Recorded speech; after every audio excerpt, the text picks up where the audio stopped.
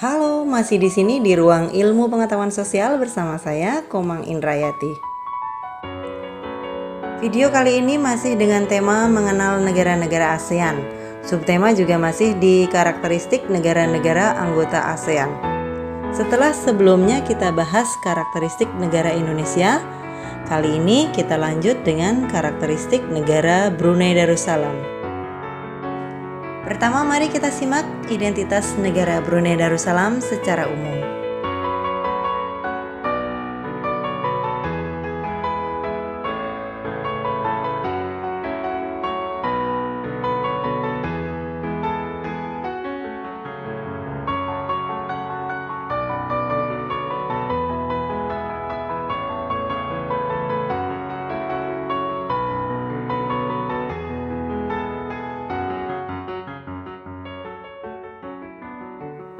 Brunei Darussalam. Brunei merupakan negara kecil yang berada di kawasan Asia Tenggara. Bahkan negara ini terkecil kedua setelah Singapura. Negara bekas jajahan Inggris ini berada di salah satu pulau besar di Indonesia, tepatnya di Kalimantan Utara. Oleh karena letaknya itu, Brunei Darussalam banyak sekali memiliki kebudayaan yang mirip dengan kebudayaan Indonesia, terutama dalam hal bahasa. Karena dalam kesehariannya, penduduk Brunei Darussalam lebih banyak berkomunikasi dengan menggunakan bahasa Melayu yang mirip Indonesia ketimbang dengan Melayu Malaysia. Brunei Darussalam bersama-sama dengan negara-negara lainnya yang ada di Asia Tenggara juga ikut tergabung dalam organisasi yaitu ASEAN. Brunei Darussalam masuk menjadi anggota ASEAN yaitu pada tanggal 7 Januari 1984 menjadi anggota nomor 6. Sekarang kita pahami keadaan alam Brunei Darussalam secara umum. Kita bahas tentang letak dan batas negara Brunei, iklim negara Brunei, dan juga bentang alam Brunei Darussalam. Pertama, letak, luas, dan batas Brunei Darussalam.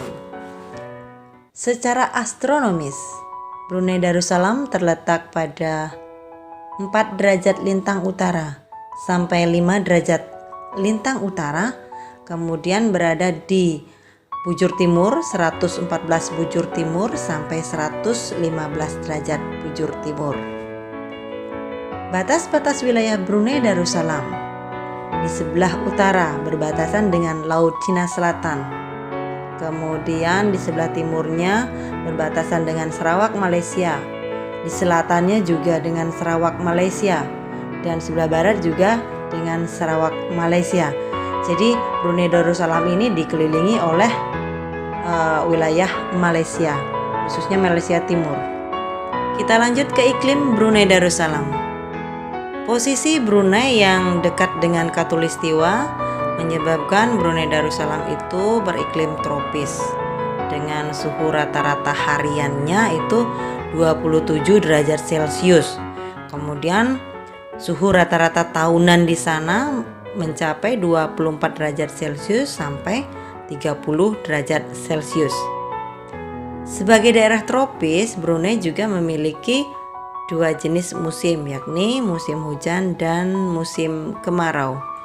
Musim hujan umumnya terjadi pada bulan Mei sampai Oktober, kemudian musim kemaraunya itu terjadi sekitar bulan November sampai April.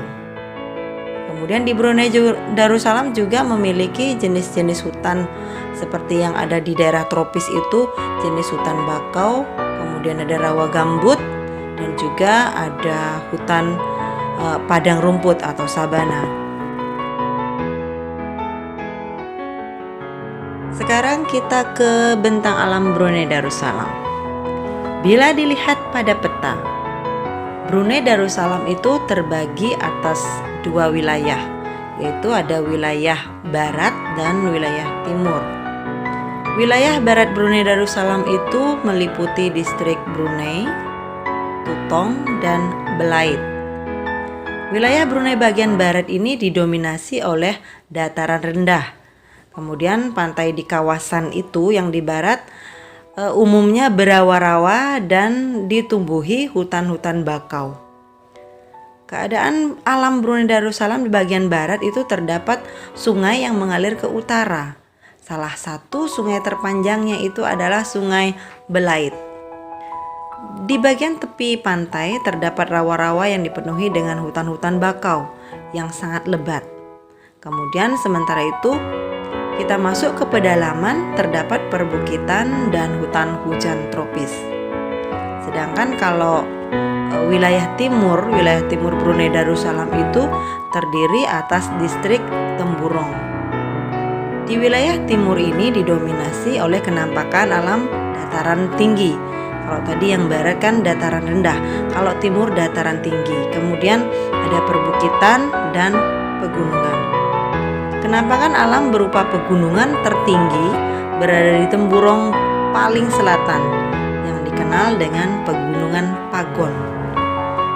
Ini merupakan pegunungan tertinggi, kira-kira memiliki ketinggian 1850 meter di atas permukaan air laut.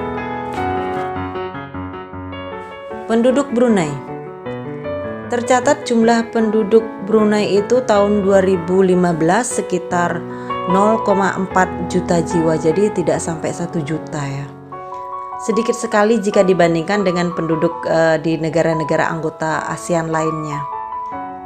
Penduduk Brunei Darussalam itu sebagian besar terpusat di kota-kota besar sepanjang Laut Cina Selatan. Nah, kemudian kalau kita lihat dari segi etnis penduduk Brunei itu mayoritas berasal dari suku bangsa Melayu. Itu suku bangsa terbesar yang ada di Brunei Darussalam. Kemudian yang kedua itu ada orang-orang Cina, Tiongkok, India gitu. Kemudian kalau penduduk asli Brunei tinggal yang di pedalaman itu ada suku Dayak, kemudian suku Iban, suku Murut, suku Kelabit dan Dusun.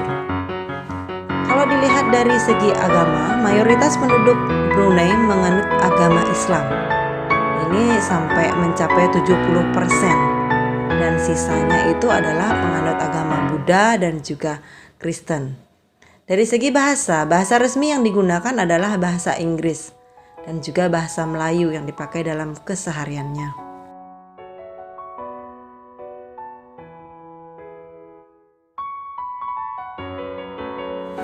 Perekonomian Brunei Darussalam.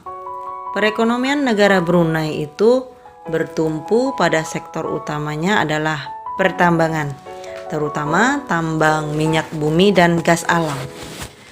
Banyak sekali ladang minyak bumi di Brunei Darussalam seperti yang terdapat di Syria, kemudian di lepas pantai Kuala Belait, di Ampar dan juga Jerudong. Hasil tambang migas ini nantinya diekspor ke Jepang, Thailand, Singapura, Amerika Serikat dan juga Korea Selatan. Karena sektor pertambangan inilah sampai-sampai Brunei Darussalam itu menjadi petrodolarnya Asia. Bahkan karena sektor pertambangan juga Brunei Darussalam itu termasuk ke dalam salah satu negara maju dan tercatat oleh Bank Dunia itu menjadi 7 negara terkaya di dunia. Nah, yang kedua, perekonomian Brunei Darussalam selain ditopang oleh sektor pertambangan, juga ada sektor-sektor lain seperti pertanian dan perkebunan. Di sektor pertanian, tanaman utama Brunei itu adalah padi. Tapi selain padi ada juga jagung dan juga ubi kayu. Kalau dari hasil perkebunan di Brunei itu sudah mengekspor antara lain seperti karet, kelapa, nanas, sagu dan juga lada. Sektor perikanan juga turut meningkatkan perekonomian di negara Brunei Darussalam, karena di sektor pertanian juga di Brunei tentunya terdapat usaha penangkapan ikan di pantai utara Brunei, karena sebagian kecil penduduk Brunei itu usahanya ada yang sebagai nelayan, khususnya penduduk yang bertempat tinggal di pesisir Brunei Darussalam dan juga Laut Cina Selatan. Sektor selanjutnya itu ada sektor pariwisata. Brunei Darussalam juga mengembangkan objek wisata alam seperti kehidupan penduduk di atas kota air dan juga wisata budaya seperti istana termewah di dunia yang dilengkapi oleh sebuah masjid gitu yang berkubah emas. Sumber daya alam. Brunei Darussalam mengandalkan semua sumber daya alamnya sebagai devisa negara kalau dibandingkan dengan sumber daya manusianya atau jasa. Ada pertambangan minyak bumi dan gas. Tidak bisa disangka lagi bahwa Brunei Darussalam itu adalah penghasil besar dari benda tambang ini seperti minyak bumi. Minyak bumi dan gas itu merupakan sumber daya alam terbesar yang hampir terdapat di seluruh wilayah Brunei. Di Brunei ya, selain migas itu juga ada sumber tambang yang lainnya seperti emas, kemudian ada timah dan juga bauksit. Kemudian yang kedua, sumber daya alam pertanian. Padi adalah salah satu pertanian yang paling utama di Brunei Darussalam. Tapi selain padi juga ada seperti jagung dan ubi kayu.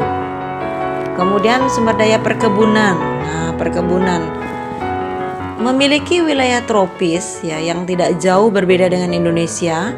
Brunei Darussalam itu juga mengandalkan hasil perkebunan ya, seperti ada karet, nah sebagai devisa negara, kemudian sebagian bahan ekspor seperti cengkeh, ada teh, kopi, ada kina, kemudian sagu, lada dan juga kelapa sawit.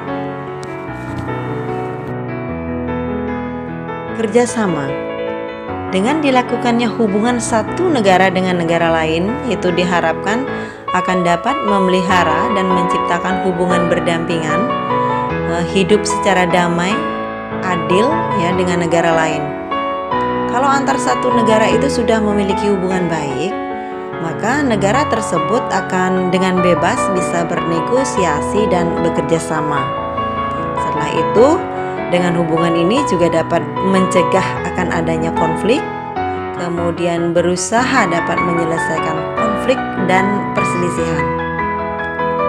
Sama halnya dengan Indonesia, Brunei Darussalam juga melakukan kerjasama dengan negara-negara lain itu dalam bentuk bilateral, regional, dan multilateral. Kerjasama bilateral. Salah satu kerjasama bilateral Brunei Darussalam itu adalah kerjasama Brunei dengan Indonesia. Jadi dalam hal hubungan diplomatik, Indonesia dengan Brunei Darussalam itu sudah terjalin sejak lama ya, sudah sejak tanggal 1 Januari 1984 itu sudah menjalin hubungan diplomatik dengan baik. Kemudian selain hubungan diplomatik, hubungan perdagangan juga antara Indonesia dengan Brunei Darussalam. Tercatat pada tahun 2011 itu sekitar 3.500 produk Indonesia itu sudah ada di Brunei, termasuk ada impor semen, bahan bangunan, pakaian jadi, dan lain-lain. Kemudian kerjasama regional. Banyaknya kesamaan mendorong bangsa-bangsa di kawasan Asia Tenggara itu termasuk Brunei Darussalam ikut tergabung dalam kerjasama di organisasi ASEAN yang secara khusus itu melaksanakan kerjasama dalam bidang ekonomi, sosial, budaya, dan politik. Dalam kerjasama multilateral ya, Brunei Darussalam itu tergabung dalam WTO atau World Trade Organization, sebuah organisasi internasional yang dikhususkan untuk mengatur perdagangan antar negara. Di samping itu, Brunei Darussalam juga tergabung di APEC dan juga di OPEC ya. APEC yaitu merupakan forum ekonomi 21 negara di lingkar Pasifik yang yang bertujuan untuk mengukuhkan pertumbuhan ekonomi, mempererat komunitas, dan mendorong perdagangan bebas di seluruh kawasan Asia Pasifik. Kemudian tergabung juga dalam OPEC, yaitu sebagai negara penghasil minyak bumi yang besar, ya tentunya Brunei Darussalam itu turut bergabung dalam organisasi ini.